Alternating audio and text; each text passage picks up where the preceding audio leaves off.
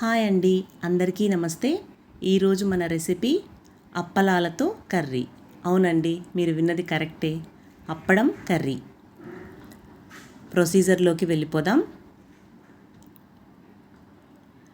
ఒక ప్యాన్ పెట్టుకుని 1 గంట పాటు నానబెట్టిన శనగబేడలు,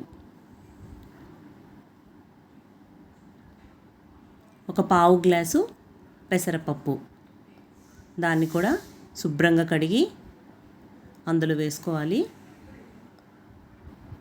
పెసరపప్పు కొంచెంగా సరిపోతుందండి. ఇప్పుడు బాయిలింగ్కి సరిపడా వాటర్ని వేసి 4 వెల్లుల్లి రెబ్బల్ని క్రష్ చేసి వేసుకోవాలి. కొద్దిగా ఉప్పు, కొంచెం పసుపు, 1 ఉల్లిపాయని కట్ చేసి వేసుకుంటున్నాను.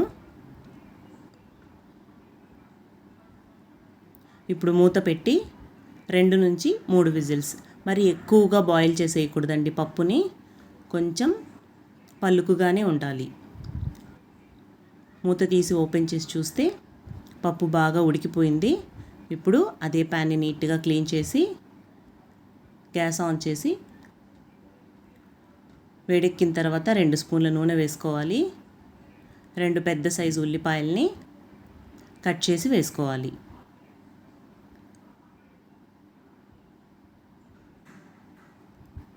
పింక్ కలర్లోకి ఆనియన్స్ వచ్చేంత వరకు ఫ్రై చేసుకోవాలండి.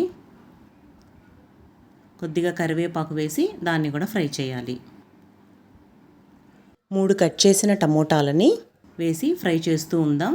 కొద్దిగా ఉప్పు వేసి ఇప్పుడు ఆ లోపల మనము ఒక పేస్ట్ ప్రిపేర్ చేసుకుందాం. అందులో కొంచెం దాల్చిన చెక్క, లవంగం, కొద్దిగా కొబ్బరి, పచ్చి కొబ్బరి, దీన్ని పేస్ట్ చేసి పెట్టుకోవాలి. ఇప్పుడు 2 బంగాళాదుంపల్ని మీడియం సైజుగా చిన్న చిన్న ముక్కలుగా కట్ చేసుకొని అవి కూడా వేసి ఫ్రై చేయాలి. టమోటా అంతా బాగా మగ్గిపోయిందండి. బంగాళాదుంపల్ని కూడా ఒక 2 నిమిషాల పాటు ఫ్రై చేసుకోవాలి. ఇప్పుడు 2 స్పూన్ల ధనియాల పొడి,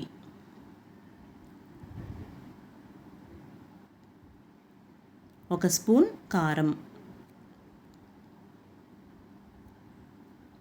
వేసి పచ్చివాసన పోయేంత వరకు ఫ్రై చేసుకోవాలి. బంగాళాదుంపల్ని మనం ఉడకబెట్టలేదు, పచ్చివే వేసాము. ఇప్పుడు ముందుగా పప్పు ఉడికించి ఒక బౌల్లో తీసి పెట్టుకున్నాం కదా, ఆ పప్పును కూడా మొత్తం అందులో వేసేయాలి.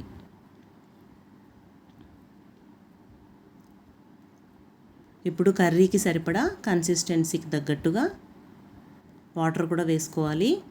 ఇందాక పేస్ట్ చేసి పెట్టుకున్నాం కదా, దాన్ని కూడా అందులో వేసి కలిపి చూస్తే మనకు వాటర్ ఎంత కావాలో తెలుస్తుంది. ఇప్పుడు మనం సరిపడా వాటర్ని వేసుకుందాం.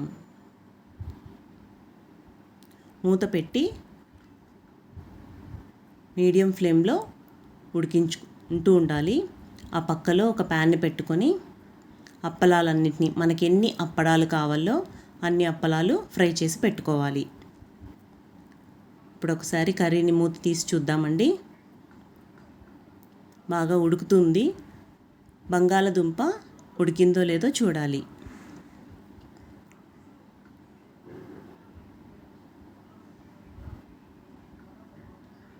మనం పచ్చి బంగాళదుంపనే వేసాం కదా, అది బాగా ఉడికేంత వరకు ఉడకబెట్టుకోవాలి. ఆలోపు కర్రీ కూడా బాగా బాయిల్ అయిపోతుంది.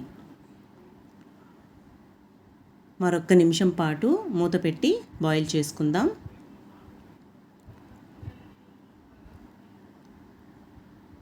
ఇప్పుడు కర్రీ బాగా ఉడికిపోయింది.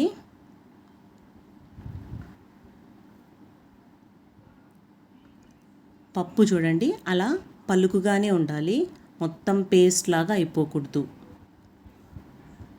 ఇప్పుడు మనం ఫ్రై చేసి పెట్టుకున్న అప్పడాల్ని సగంగా తుంచి అందులో వేసుకోవాలి. అప్పడాలు వేసిన తర్వాత ఆ కర్రీని మళ్ళీ ఉడికించకూడదండి, జస్ట్ వేయంగానే ఆఫ్ చేసేయాలి.